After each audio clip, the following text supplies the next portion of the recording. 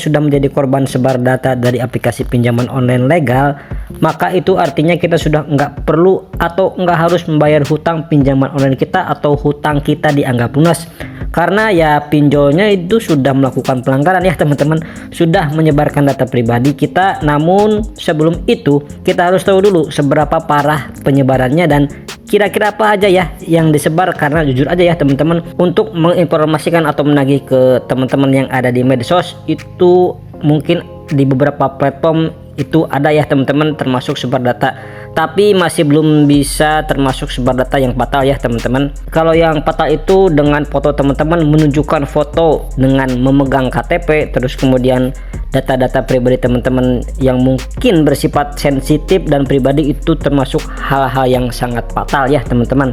Namun semua orang jarang ya teman-teman melakukan hal tersebut, jadi tidak semua orang itu mempunyai pikiran ketika sebenarnya bisa aja ya teman-teman, dan hal ini bisa memperkuat teman-teman agar teman-teman itu tidak diperlakukan semena-mena oleh oknum DC pinjaman online tersebut. Oke, balik lagi ke topik teman-teman, apakah benar kita bisa dengan bebas nggak usah bayar pinjol kalau data kita sudah disebar? Jawabannya enggak ya teman-teman, enggak seperti itu teman-teman. Memang ada proses hukum sendiri, namun jika sampai ini tidak ada proses hukum, tidak ada keluhan, tidak ada permintaan pertanggungjawaban dari teman-teman kepada pihak pinjol sebagai penyelenggara pinjaman tadi, itu teman-teman tidak akan bisa mendapatkan gratis atau pembayaran teman-teman itu tetap harus dilakukan ya teman-teman. Jadi teman-teman harus melaporkan ke pinjol ya, minimal ke OJK atau mungkin ke pihak yang berwajib ya teman-teman, yaitu polisi, jika memang sampai menyalahgunakan atau penyebaran KTP pribadi teman-teman. Nanti itu akan ada proses hukumnya sendiri, yang mana teman-teman nanti bisa menuntut kerugian secara material dan imaterial ya teman-teman. Rahasia apa sih dibalik pinjol ilegal? Kenapa kok banyak orang yang bisa galbay berkali-kali di pinjol legal dan memang dengan sengaja ingin membobol pinjol tersebut dengan iming-iming katanya bisa mendapatkan uang dan lain sebagainya? Asli, kalau teman-teman lihat banyak orang-orang yang share ini ya teman-teman, cara galbay pinjol terbaru tanpa KTP apapun, ataupun tanpa rekening, tanpa mungkin harus membayar dan aman galbay.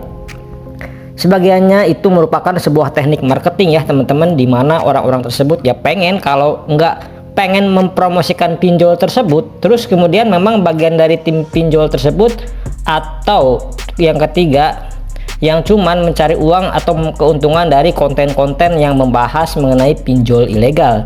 Karena percaya atau enggak, jadi teman-teman harus tahu, yang pertama adalah mungkin media promosi, yang kedua adalah orang yang dibayar ya, termasuk salah satu media promosi juga ya teman-teman, dimana sebenarnya kalau teman-teman mencoba itu kan resikonya ditanggung sendiri, dan si konten kreator juga yang mempromosikan, baik itu di IG, di TikTok, di YouTube, itu malah mendapatkan keuntungan besar teman-teman. Sedangkan teman-teman yang mencoba galbay di pinjol ilegal tentu akan sangat dirugikan, karena yang pertama data teman-teman itu udah masuk ya, udah disimpan di server pinjol ilegal tersebut, yang mana ini bisa kemungkinan besar potensinya itu resikonya sangat tinggi ya teman-teman, bisa sampai rekening teman-teman itu dibobol. Kemudian data KTP teman-teman bisa dipakai di tempat lainnya untuk minjol, dan berbagai macam hal resiko yang bisa teman-teman kena. Sekarang pertanyaannya adalah, nggak mungkin orang itu bisa galbay di satu pinjol ilegal kemudian dia galbay lagi di pinjol ilegal yang lain dengan mudah ya gitu teman-teman ya. Nah ini kan terkenal mafia ya teman-teman, mungkin sangat besar dan sangat kuat ya. Mati satu tumbuh 1000, diblokir OJK satu, banyak ya teman-teman pinjol-pinjol ilegal yang baru bermunculan. Mungkin cukup sekian di video kali ini, mudah-mudahan informasi bermanfaat untuk teman-teman semuanya. Saya pamit, wassalamualaikum warahmatullahi wabarakatuh.